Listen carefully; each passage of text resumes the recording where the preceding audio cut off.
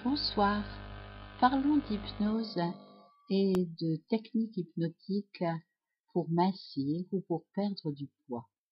Là encore, les publicités sont nombreuses pour inviter les personnes, grâce à l'hypnose, à maigrir durablement sans avoir l'effet yo-yo que connaissent beaucoup de ceux et celles qui ont entrepris des régimes.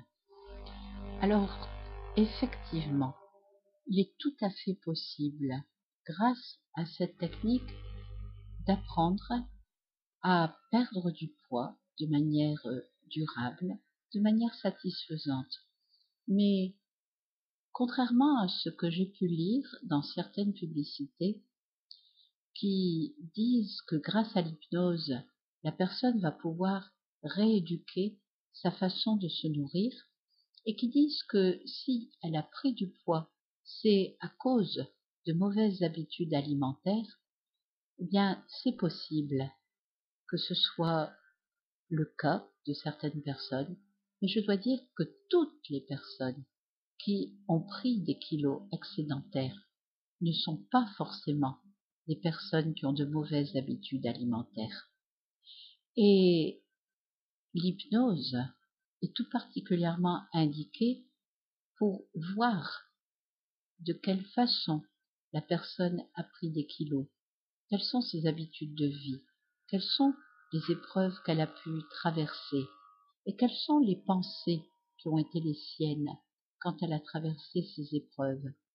Car j'ai constaté qu'il était possible de prendre 10 kilos, 20 kilos, voire même 30 kilos sans changer ses habitudes alimentaires. Et même que certaines personnes qui souffrent d'obésité, eh bien, mangent de manière plutôt diététique et sans aucun excès. Alors même si cela paraît tout à fait bizarre de prendre des kilos en mangeant très peu de calories, eh bien, je dis que le corps humain sait le faire et que le cerveau humain peut le provoquer. Car nous savons que l'inconscient est complètement littéral et que les mots qu'il prononce sont de véritables programmes de vie et que quand une personne connaît des épreuves, des traumatismes et quand à l'issue de cette épreuve la personne pense qu'il est important pour elle d'être forte et qu'elle se dit et se répète je dois être forte, eh bien l'inconscient qui est littéral ne fait pas de différence entre être courageuse, avoir de l'énergie pour continuer à tenir dans la vie, ou bien être forte et prendre des kilos. Aussi, il ne suffit pas de proposer un régime alimentaire équilibré pour que la personne retrouve sa ligne. Mais il est important de l'accompagner dans ce qu'elle est, dans ce qu'elle a vécu. Et quand nous savons ce qui a provoqué, ce qui a causé cette prise de poids, en agissant sur les causes et sur leurs origines, et en agissant également sur les pensées présentes, là, il est tout à fait possible que la personne obtienne des résultats très satisfaisants dans sa perte de poids. Mais comme pour l'arrêt du tabac, comme pour d'autres symptômes qui dérangent la vie, il n'est jamais question de supprimer un symptôme sans s'intéresser à sa fonction.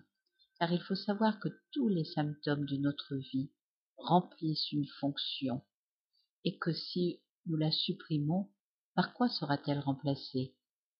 Étudier la fonction du symptôme et voir de quelle manière d'autres solutions, d'autres possibles vont pouvoir être mises en place dans la vie, permettent d'obtenir des résultats beaucoup plus satisfaisants.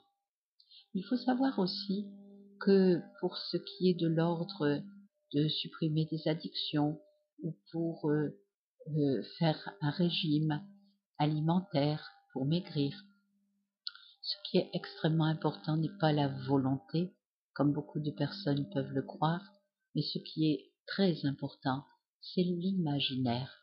Car si on imagine qu'il y a la personne et puis l'objectif qu'elle veut atteindre, plus cette personne veut atteindre l'objectif, c'est comme si elle mettait un ressort entre elle et l'objectif à atteindre. Et plus elle appuie sur ce ressort, plus elle s'approche de l'objectif qu'elle veut atteindre, plus quand le ressort est compressé, la personne se retrouve éjectée très loin de son objectif. Alors que quand j'imagine l'objectif que je veux atteindre et qu'en quelque sorte je lâche prise pour simplement imaginer que je me rapproche de cet objectif, j'ai beaucoup plus de chances de succès. C'est comme s'il n'y avait plus ce ressort qui s'interpose entre moi et ce que je désire. Et par exemple, une personne qui s'habille en taille 60, eh bien, doit d'abord s'accepter, se plaire, s'aimer suffisamment telle qu'elle est aujourd'hui. Et elle peut déjà s'imaginer qu'elle met des vêtements de taille 58.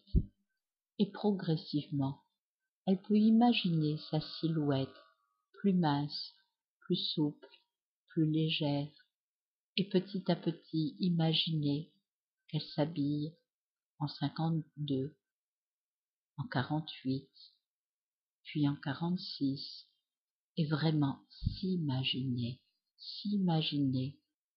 maigrir raisonnablement, régulièrement et petit à petit, et imaginer sa silhouette plus mince, plus légère. D'ailleurs, puisque tous les mots sont des programmes pour notre esprit inconscient, à chaque fois que la personne a envie de jurer parce que, par exemple, elle a fait une erreur ou qu'elle s'est cognée, eh bien, elle peut déjà dire mince, mince, mince. Et ce mot-là remplace très avantageusement d'autres jurons que nous pourrions dire. Et s'imaginer légère, avoir un vocabulaire qui parle de légèreté et de minceur peut être très approprié. Bien entendu, un régime alimentaire qui est en concordance, qui est en congruence avec les désirs sera le bienvenu. Mais ce qui est important est de penser P-A-N-S-E-R et P-E-N-S-E-R, les blessures qui ont pu être un déclencheur de la prise de poids. Et quand dans la vie, nous avons l'impression qu'il faut faire le poids face à certaines situations, il n'est pas question de peser 40 kilos. Notre inconscient a toujours des réponses appropriées et intelligentes. Alors, avant de le contrarier, demandons son aide. L'inconscient est notre allié et servons-nous de son immense capacité à résoudre les problèmes. Bonsoir.